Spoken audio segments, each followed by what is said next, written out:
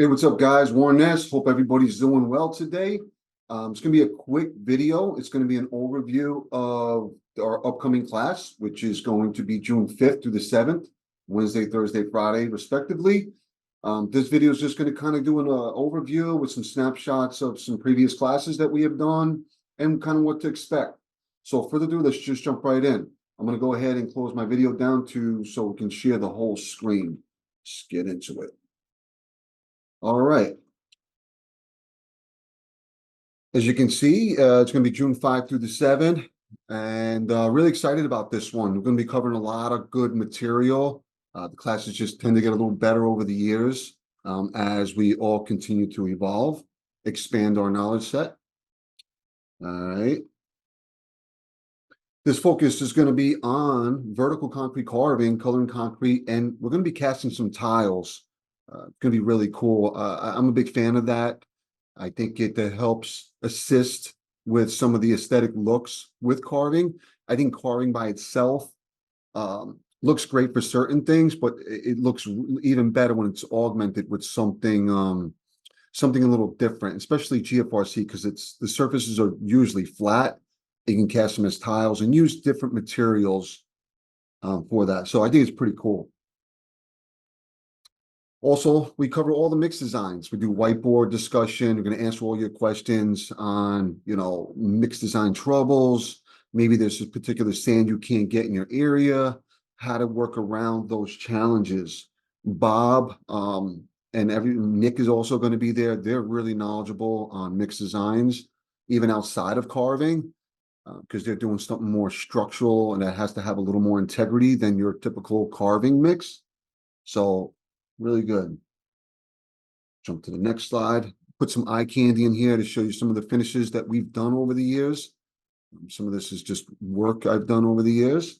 It's all the same stuff. A lot of the principles we teach are the same that we do any rock or any other type of feature. This was a carved roof. I'll bust through these pretty quick. Here's some coloring of a fireplace. Okay. Here's some wood grain simulated that's casted. Quick 1, 2, 3 coloring finish on that. All right. Yeah. So what we're going to be creating, we're creating a jump rock or diving board rock.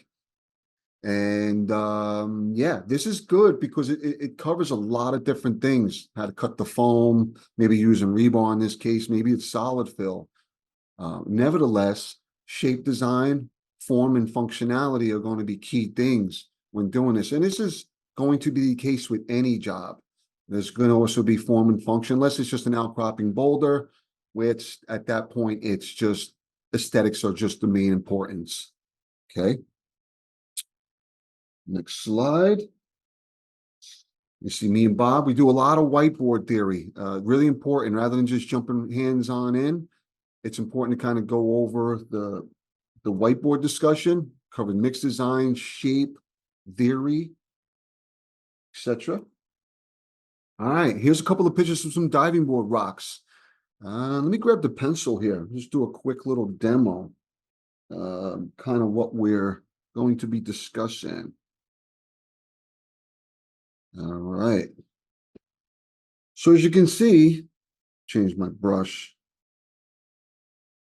We got some rocks here. Let me zoom in. All right, so that didn't work. There we go. All right, we're in. Okay, we got our diving board rock. This is pretty rectangular.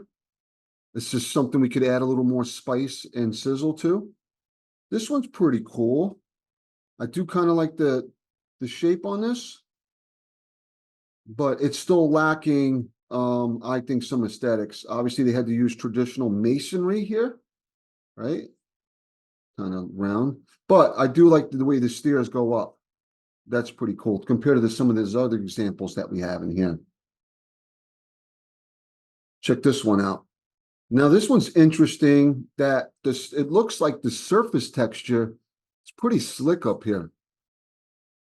And I don't know if my client would sign off on that. This is going to be pretty slick when it gets wet.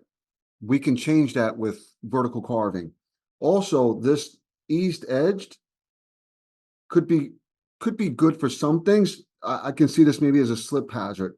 Maybe having it some soft would be good, but maybe adding a stair here, a step of some sort, might be beneficial. Those are the things that we're going to discuss in class, because when you're creating a shape of a rock, it is going to pose some challenges. Let's go ahead and thumb through this one. This one's, again, using traditional masonry, right? They had to shim this area up in here. Okay. The shape of this boulder is pretty cool. I like the shape outline of that. What I do like about this is they allowed for some headroom, so let's just say the person's head right here is going to be there when they're in the water. I like that design as opposed to some of the other ones that, let's see. Let me zoom out for a sec. Yeah, I guess this one would be a good example. So once you get in the water, your head's going to be pretty close to that rock, as opposed to maybe something like this, or like this.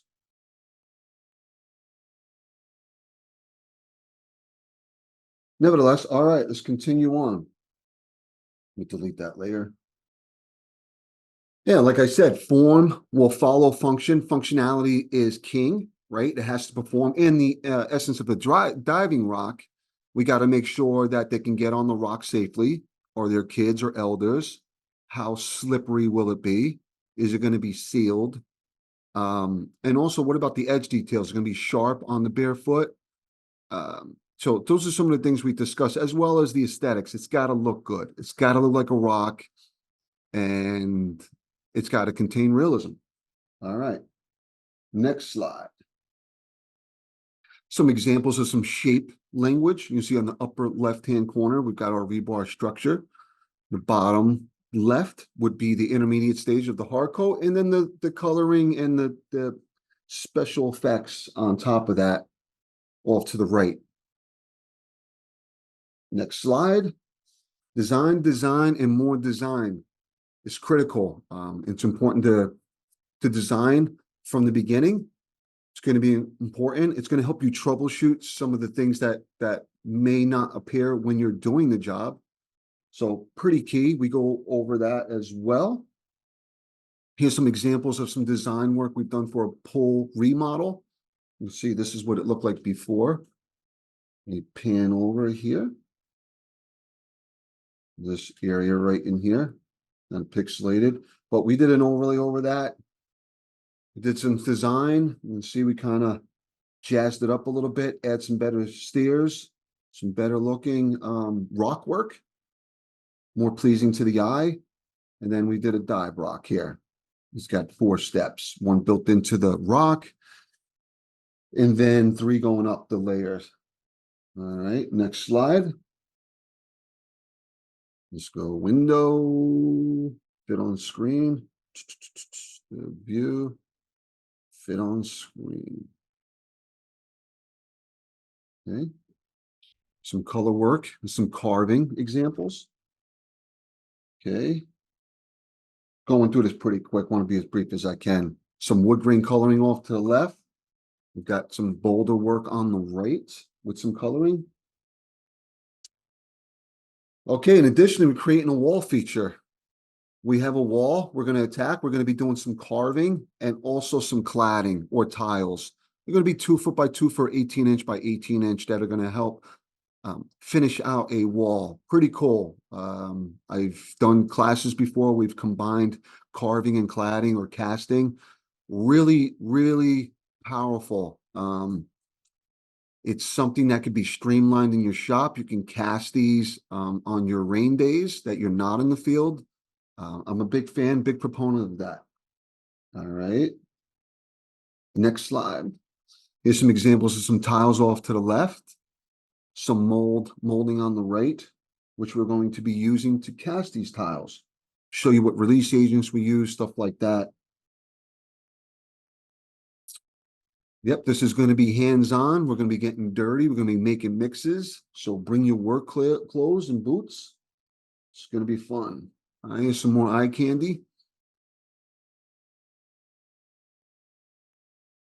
This is a bench we did at a particular class. We did some casting on the left, some real wood on the right, and some carving.